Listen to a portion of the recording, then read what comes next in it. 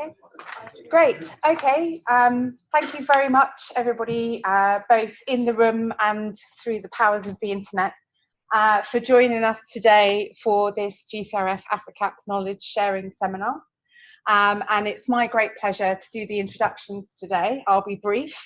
So the University of Leeds and Sannapan are partners on GCRF AFRICAP, which is a major programme funded by the UK government's Global Challenges Research Fund to make agriculture and food production in sub-Saharan Africa more productive, sustainable and resilient to climate change. So Sannapan, which Thembi is from, is the Food, Agriculture and Natural Resources Policy Analysis Network, which is quite a mouthful, which is why we say Sannapan. So that's a scientific non-profit organisation that coordinates policy research and dialogue and recommends strategies for promoting food, agriculture and natural resources sectors in Africa. So its mission is about building resilient food systems across Africa through the creation and implementation of policies that are both evidence-based and developed in partnership with non-state actors. They have three goals: to transform agriculture and food systems through evidence-based policy, to get to a situation where there's adequate and safe and nutritious food across Africa, and for food systems to be climate resilient and sustainable. So it's my great pleasure to welcome Sithembile Mwamakamba, my pronunciation, Thembi, who has been at Sannapan for the past 10 years and coordinates their climate smart agricultural policy research and advocacy projects, and is the AFRICAP Regional Policy Officer. Her work focuses on enhancing the research to policy interface between climate change, smallholder agriculture and poverty reduction by addressing the specific needs of vulnerable groups in Africa, including women, the youth and small-scale farmers. She's also a Cheney Fellow here at the University of Leeds, and her fellowship is funded through the generosity of Peter and Susan Cheney. The fellowship enables Thembi to spend time here at Leeds thinking, talking and collaborating and developing new ideas with researchers here at the university. So today she'll reflect on Sannapan's vast experience of policy influence to promote an ongoing interdisciplinary global dialogue on how to drive transformational change in agri-food systems in sub-Saharan Africa. So thank you, Thembi. Thank you, Claire, for that introduction, and good afternoon, everyone here in the room as well as online. It really is my great pleasure to just spend the next couple of minutes sharing with you a bit of what Sannapan has been up to over the years, how we see multi-stakeholder partnerships sort of driving agriculture transformation, not just only on the continent, but across the globe as well.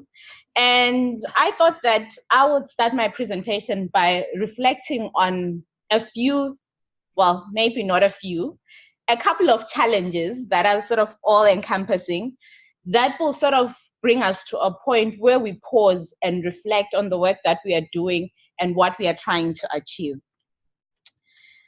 The world's food system faces immense challenges today. We have a growing population, and it is estimated that by the year 2050, we will need to feed about 9.7 billion people.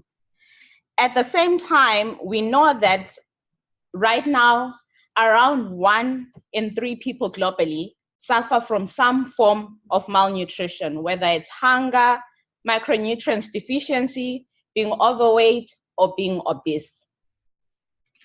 Added to that, we have populations that are changing their diets, where we have those that are becoming more, who are getting more money, who are becoming more economically empowered, are now demanding different types of foods. And we have to think about how we are going to meet those demands. However, we know that the weather disasters are also increasing. Just recently in Southern Africa, we've experienced Cyclone Idai, which has devastated vast areas of agriculture production, destroyed homes, and has also taken lives.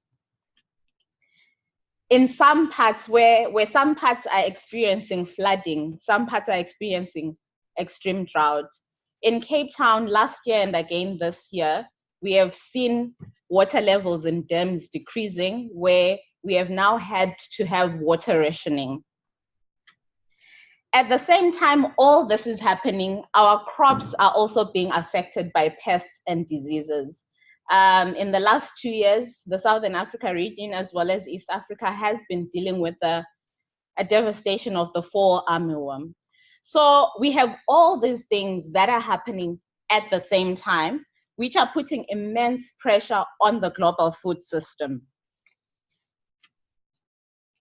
The need to transform our food systems has been recognized at a global level through the Sustainable Development Goals, where Sustainable Development Goal number 2 talks to ending hunger and poverty. At the same time, we have Sustainable Development Goals 13 and 14, which also speak to how we need to transform our food systems. So the question remains, I think, at the heart of it all.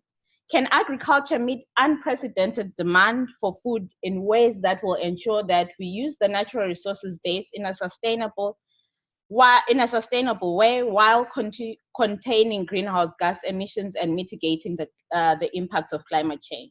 So I'm hoping that as I go through my presentation, we will come to a point where we maybe not quite positively say yes, it can, but where we reach an understanding of how this can be done. There are a number of promising steps that we have seen in recent years towards more sustainable food systems. We know that there are new technologies that are being introduced every year. We have seen the introduction of digital financing, mobile weather and price information services that have been introduced. We've also seen precision farming in some parts of the world also being introduced and being taken up as something that can put us on the path of transforming our agriculture food system. At the same time, there's also a shift in value drivers, where we are seeing consumer preferences becoming more sort of influencing more how corporates and big multinationals are doing business. But what I want to focus on today in particular are the new business and collaboration models that we have seen growing, and something that I can speak to coming from Sannapan that Claire sort of introduced. I want to talk about these models because last year, the global high-level panel of the Commission for Food Security, CFS, under the leadership of FAO, decided to take a look at multi-stakeholder partnerships and how these multi-stakeholder partnerships can finance and improve food and nutrition security. And they consulted over 200 institutions and programs that are working within the agriculture food space and using multi-stakeholder collaboration models. And one of the organizations that was consulted was our organization, Sannapan, which is profiled as case study number 5 in the report. So I want to spend a bit of time talking about Sannapan, how it was formed, and how we work with partners across. I think Claire spoke to some of the things, but I just want to emphasize the fact that when Sannapan was established in 1994, it was through a call by ministers of agriculture and environment who got together after the 1992 drought and came to an understanding that there was need to have an independent think tank that would advise them on policies, especially on how to deal with the regional challenges that they were facing at that time. So when they came together, they decided that this organization should be able to facilitate linkages between researchers and government, because traditionally policy was just the preserve of the government, but there was need to bring in other stakeholders who were affected by the issues and needed to have a say in the direction in which decisions were being made. Another mandate that this organization was given was to build capacity for policy analysis within the region. The time for bringing consultants from outside who didn't have a clear grasp or understanding of the regional issues had come to a stop, they said. They wanted to have in-house knowledge or in-house capacity of how to make policies work. And they also wanted to be able for non-state actors to be able to drive and demand for policy change. So that is how Sannapan was established. Since then, we have grown to be a network that covers about 17 countries in Africa, in Southern, East, and with membership in West Africa still growing. We work through a node facility where we call ourselves a network of networks, because in each of the countries where we work with like-minded institutions who are able to convene together stakeholders from different spheres, work with farmers, with the civil society organizations, relevant government organizations, private sector.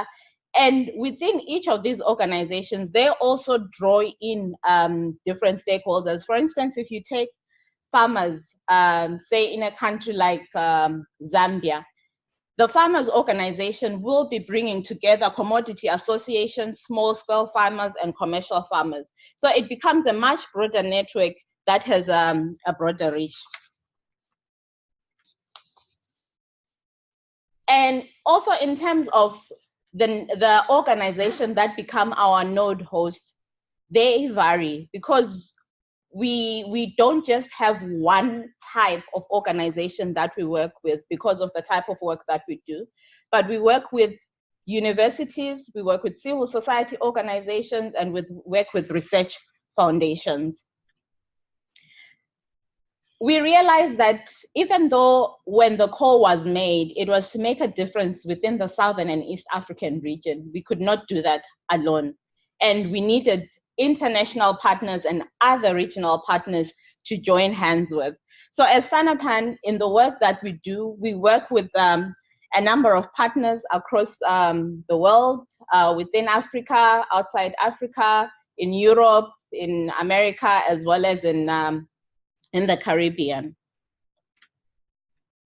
So in terms of what then drives us as a network,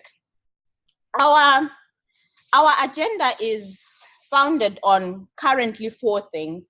We have the African Union's Agenda 2063 of the Africa that we want, where we want to see an integrated, prosperous, and peaceful Africa, which is driven by its own citizens and representing a dynamic force in the international arena.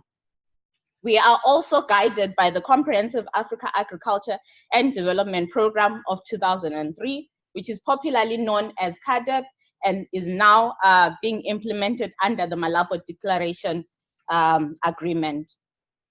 But also at a global level, we are guided by the Sustainable Development Goals that I spoke about earlier. And we also are cognizant of some of the international arrangements that fall within the sphere of work that we do, such as the Paris Agreement of 2015.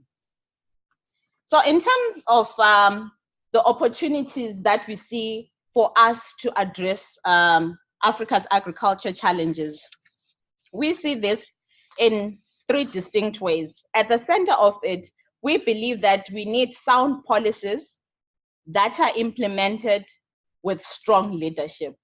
Those are the 3 things that we believe will then drive agricultural transformation and will sustain the growth, will build systemic capacity to be able to transform and enable the growth. And also there is need for investment, funding, and institutional support for this transformation that we are talking about to be able to take place. So we have our strategy that we are currently implementing, which is 2016 to 2023, that focuses on transforming African agriculture food systems through development and implementation of evidence-based policies. We have 2 particular key areas that we are focusing on, which is on nutrition-sensitive agriculture, where we are looking to improve crop livestock productivity and production to ensure access to diverse, safe, and nutrient-dense food. At the same time, we're also looking to accelerate and improve access to knowledge and resources to accelerate adoption of climate-smart agriculture. Those are the two areas that we are focusing on. And in the way we approach our work, we appreciate that there are technical components that need to be unpacked and understood and implemented, but we also believe that the social elements to all this is equally key, where we are looking at the people that are supposed to be part of this system that will transform. How do we change their lives? How do we make them change their behavior? But we also realize that all this will not happen if there is no investment and funding that goes towards it. So I'll then focus on one of the projects that as Sannapan we are implementing in partnership with the University of Leeds and other partners that I will focus on, which is the AFRICAP project that's looking at building resilient food systems in Africa. This project has 5 key objectives where we want to characterize context and build an evidence baseline. At the same time, we want to plan for the future, and we are using scenarios as a tool for cross-stakeholder interdisciplinary learning. And we are also looking at how long-term SG compliance pathways can be developed, at the same time looking to build policy and practice capacity for translating evidence into pathways. The AFRICAP project is working across 4 countries within the Southern Africa region in Malawi, Tanzania, South Africa, and Zambia. We are doing this with partners from the UK and partners from Africa. From the UK, we have the University of Leeds being the project leading institution, and we have the University of Aberdeen, Chatham House Institute, and Met Office.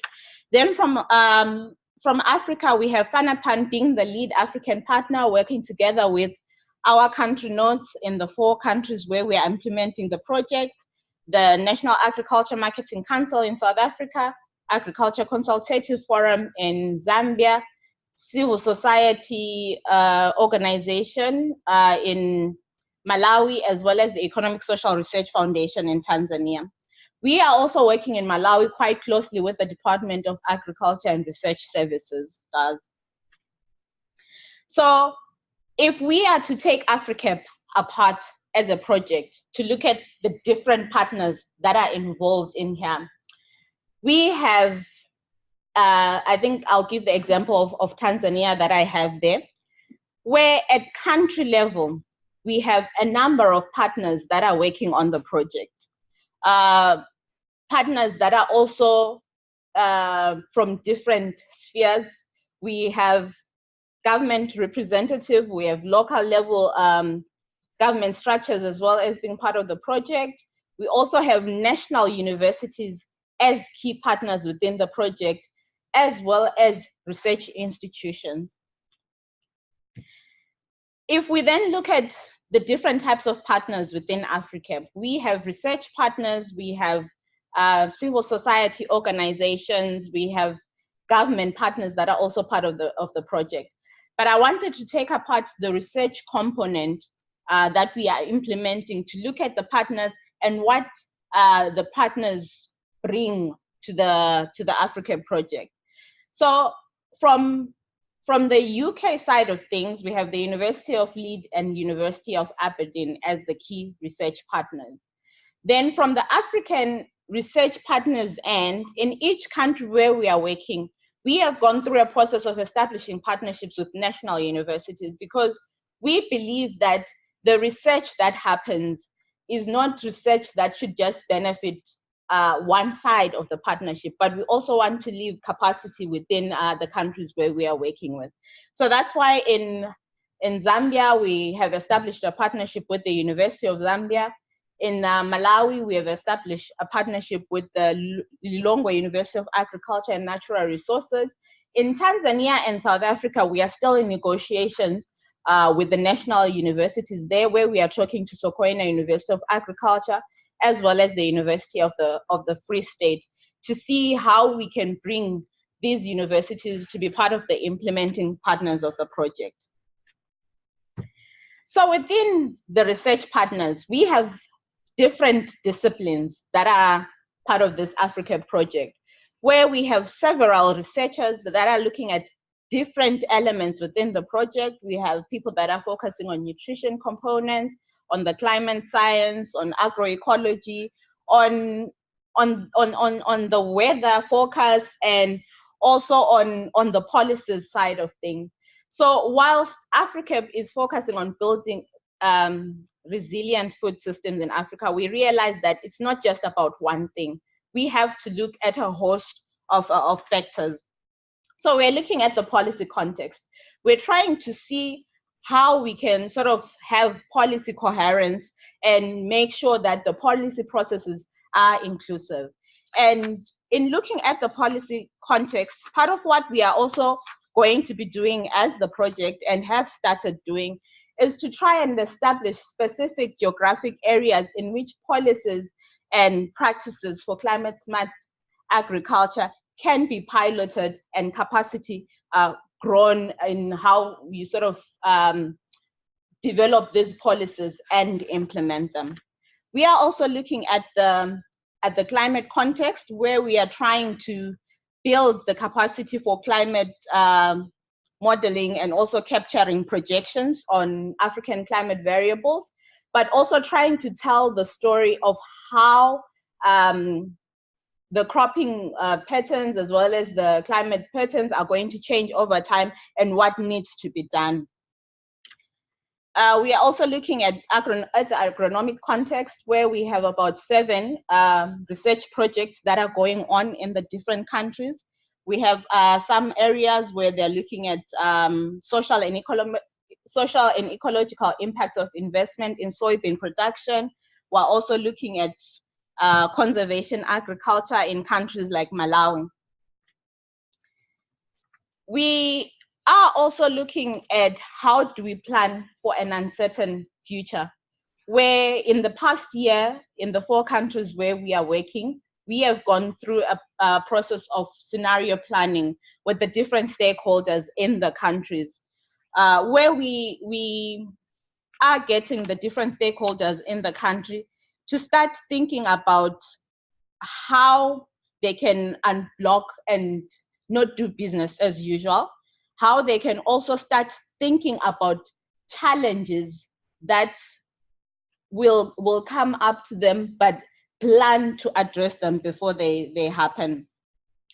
The project also has a component of research capacity building, where we are looking at capacity building at an individual as well as an institutional level.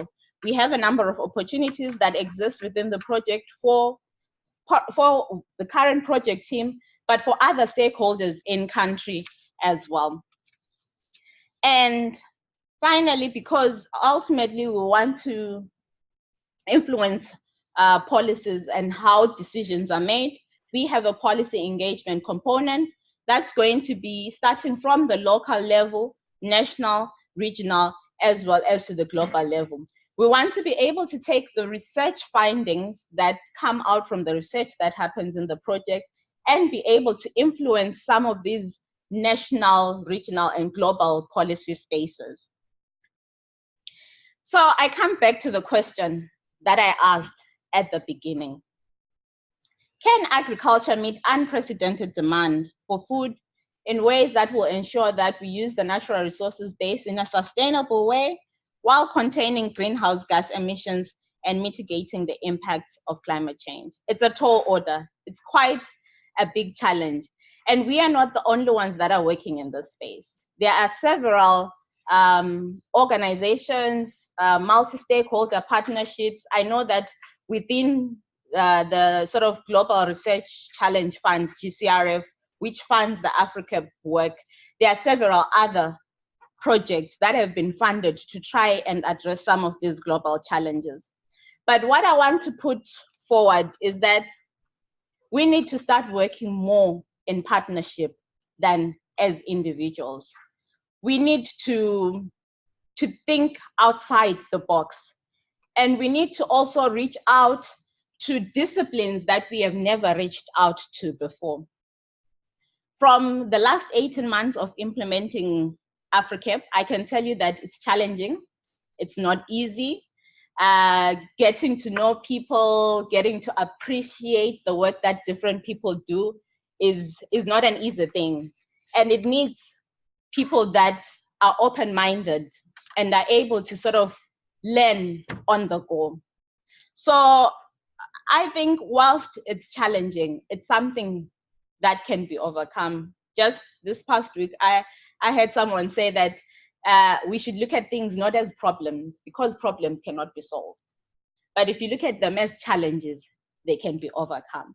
And I think as I conclude, I just want to say that in our experience of working in multi-stakeholder partnership, it's better to pull resources and expertise together than go at it alone, because then you don't achieve much. So I think for now, I will end it here and leave it to you actually to start a conversation on whether this question can be answered and if we can actually meet the demand for food in the coming years. Thank you.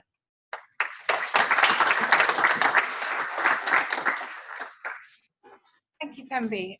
So I think what we'll do is start, I think we had some questions that came in from our people that are joining us online. So should we start with some of those questions for Thembi? Yeah, actually we had a couple of questions from Fiona Ngarachu, who's a research fellow on another GCRF project, Frankia. You talked, Thembi, about Sannapan's work on policy influence, so she's asking for a bit more detail on that. What do you see as the key role of NGOs, civil society, and other individual actors in the African policy process, and how can they actually engage effectively? And how do we encourage inclusion of evidence in the actual policy documents themselves? All right, so I'll start with the first question. I think the role of civil society in policy processes has changed over the years. Traditionally, civil society has been seen as being antagonistic to the government, as people that carry placards and are always telling, the government where they are going wrong. But having worked at Sannapan and in other projects, we see civil society being more of an advocate for evidence. We see civil society also being a facilitator of transmitting the information, the messages from the grassroots, taking it into the policy space, but also translating what comes out from the policy end to the communities and making sure that when policy decisions are made, they are also implemented on the ground. So civil society has a big role. Civil society should be seen as a partner for governments and not as an enemy. So I think I would answer it that way. Then the second question is how do you incorporate evidence, ensure that evidence is incorporated into policy? Okay, so part of what we do as Sannapan is we work with researchers, and what we do is we then package research in a way that is understandable to policymakers, because often when it comes out, it's very technical and it's like 100 pages. But there's need to be able to synthesize those 100 pages into bite-sized messages that can be taken up by policymakers, where you're actually able to sort of, at the end of the day, identify a statement that you fed to a policymaker when they make their speeches. We have also been involved in speech writing, which is actually a way of sneaking things through. And when they get read in public, then you're like, aha, now you can hold them to account. The other thing is the follow-up process. I think a lot of the policy doesn't change overnight, by the way. Sometimes it does in Africa, where you read it in the news and it's a policy, but oftentimes it takes years, it goes through processes. So it's having that sort of staying power to follow an issue through, whether it takes 5 days or it takes 5 years, but making sure that you stick with the message. Yeah. Great. So open it up to the room here. Does anybody have any questions? following on in a way from that, to what extent in your conversations with policymakers or conversations you hear about with policymakers, are they aware of the gaps in evidence, and they are saying we need information on, we need delivery of science results in this area, we need this piece of information in order to know which policy to implement or how to implement the policy? Is there actually a kind of an appetite and a recognition of the need for evidence, or is it more advocacy that's pushing, as you've been describing, largely pushing the research that's done into policy? I think it's a bit of both. I think in my experience, say for instance on the climate change work that we have been doing in trying to sort of sensitize African governments on the need for agriculture to be part of the global climate discussion, it started off as them not wanting the information and us pushing. But the more they get an understanding of the issues, I think, then they need the evidence. Then they need, you know, the numbers, they need, you know, the data that then backs that information. So sometimes it works that they are already working on an issue and then they get stuck and then they call for the evidence. But most times, maybe if I can put it that way, it's civil society, it's researchers that are pushing, wanting to make sure that their evidence gets to influence the policy decisions. It's interesting how much it's push and pull in terms of policy. Other questions? Yes. I just when you put the 4 policies from the 4 countries that you were working in to Africa. In Zambia and South Africa, there was a lot more emphasis on economic development, with the value chain, compared to perhaps a slower emphasis on ecology and conservation in Malawi and Tanzania. Do you think that even between the countries there are different emphases that not conflict, but some different priorities, and how do you then manage those? Okay, so yes, definitely in the countries, and different countries have different priorities, and different countries sort of push certain agendas over others. But I think our entry point as Sannapan, because we are a regional organization, we look at everything from the Agenda 2063, the Malabo Declaration, the 4 sort of key policies that I highlighted. So what we do is when we are working with a country, we try to place whatever their priorities are on those 4 big sort of continental and global frameworks that we work under. But what I have to say is that in Africa, all the countries have signed to the Malabo Declaration. So they are all sort of on the drive of transforming their agriculture and food systems. But I guess the emphasis in what is it that they'll be pushing? Is it, diversification? Is it more on promoting trade, or is it more on the climate change focus? But they all agree that there is need to transform agri-food systems. Andy.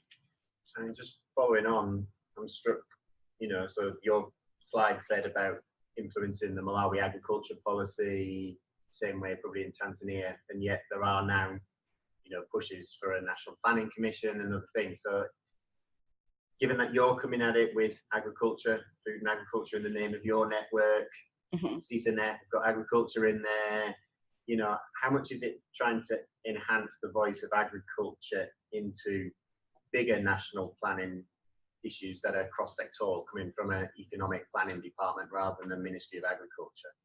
How much do you see that there's scope by working with research organisations and others, you can help the Ministry of Agriculture have a stronger voice in those countries in terms of both getting a share of the total, funding that the government offers, but also having a strong voice in the forward vision documents that are all sectors, not just the agricultural sector? Okay. All right, so it's an interesting question because it's something that maybe it's not just unique to Malawi, but also in Zambia, where our entry point has traditionally been the Ministry of Agriculture. So we tend to sort of be strong in talking to agriculture and getting agriculture to agree with what we are saying. But we realize that more and more the issues that we are dealing with, climate change, sustainable development, it sits across other departments that we have traditionally not worked in. So that's where the sort of pull of the network comes in, because in our network, we are not just working with agriculture stakeholders, but we work across a number of different stakeholders. So when we are weak in one area, we'll then rely on the strength of our partners that are strong in that area. I think that's the beauty of being a sort of multi-stakeholder platform, where we admit where our limitations are and when we need to bring in extra partners to help us push across.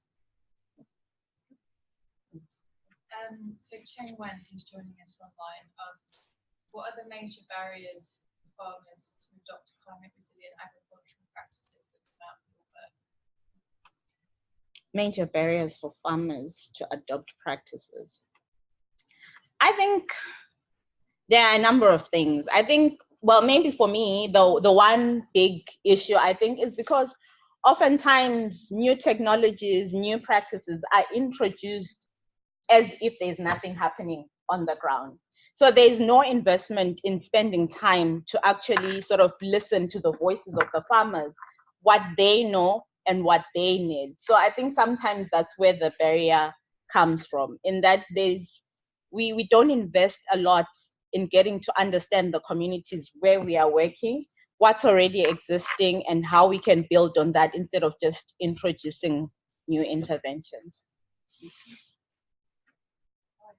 find that's really interesting. I think that's following on from that. I was just going to say, how do you think you can go about incorporating climate smart practices which are already in place, traditional practices which have already been climate smart for many, many years beforehand? How do you get that into future strategies for climate smart? I think maybe I'll just say it's that spending time harvesting, you know, doing case studies of what's been done before, profiling that and making sure that it's well known and also appreciated as evidence that can inform the new interventions and the policies. Yeah. It's one of the things that we're kind of exploring in terms of, so for example, in Tanzania, thinking about sort of learning alliances, and they have things that have been happening on the ground, whether it's the traditional practices or climate smart villages where things have been piloted and tried, but there isn't necessarily that connection up in terms of learning from that. So that's one of the things that we're kind of thinking about and investigating, how we might do that, how you facilitate that kind of learning, so that you kind of can take best practice and understand what's happening on the ground and think about how that influences board policy decisions. Any other questions? Helen, representing the internet. Olawale Olania asks a bit more about Sannapan's work. So you're representing a couple of countries in West Africa. Do you have any plans to extend your reach? Okay, so we do have plans to extend our reach in the West. We currently have a strong node in Benin. We are exploring partnerships in Ghana and in Nigeria. I think in Nigeria, we've actually gone through a due diligence process of looking at several partners and then identifying a potential node host. So what's left is the sort of stakeholder endorsement of that identified institution. But maybe what I can also just say is that we don't go into countries because, you know, we have to go into countries where there is demand and there's actually work that we have been called to do. So we are interested in expanding to other countries, but we need to have a reason to go into those other countries. We need to have something tangible that can then sustain the network within those countries. Okay, great. Oh, we'll take one last one, maybe from Helen. Karim Garutia asked, what's been your experience in engaging with local priorities in your policy as well? Okay. I think maybe I can speak a bit to it, not too much, because from where I sit, I am at a regional level, so my engagement point is at national level. But that's why we have the node platforms within each country, who are partners that actually work on the ground and engage with the local authorities. We have countries where the local authorities have more say in the policies that are implemented in their particular areas or provinces. But then we have countries where everything has to come from the national level and then it's just implemented on the ground. So for instance, in the case of South Africa, where the provincial departments of agriculture have more of a say of how they drive programs within the region, you have to establish those connections there, otherwise you don't get anything done. So I think one of the things is you actually have to be careful of navigating those sort of levels within each country, getting to know how the sort of governments in each country are structured is a key thing, especially when dealing with policies, because you will get stuck at one level because you missed a step at another. So it's very important. So we do appreciate that there are different levels of governance within each country, and we try to sort of follow the proper channels working through our local partners. Okay. Well, thank you very much, Thembi, for your presentation today, and everybody here for engaging and questions. And I'll call back to a close. Thank you. Thank you.